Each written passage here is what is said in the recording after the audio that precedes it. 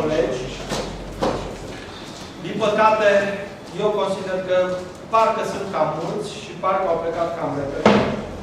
O să trec în revistă rog, pe care o să vă rog să păstrăm un moment de reculegere.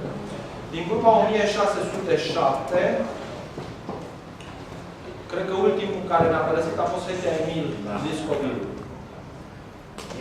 Le spuneam așa, dacă mai țineți minte, pentru simplul motiv că avea o coafiură model Cernobâl cu mult înainte de din această grupă mai este Pop Ioan, decedat în urma unui accident nefericit domestic, da, la Cluj. Din grupa 1608, Liviu Burlacu, decedat la 35 de ani, în niște condiții foarte brutale. Dumnezeu să-l ierte și pe ea.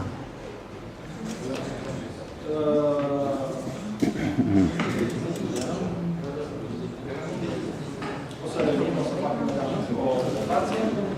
Din grupa 1609, Comăniciu Brândușa, Duc Alexandru, doi colegi care au fost răpuși de boli necruțătoare. Iar din ultima grupă, Mircea Bellini, și cred că lista este completă. Rugăm să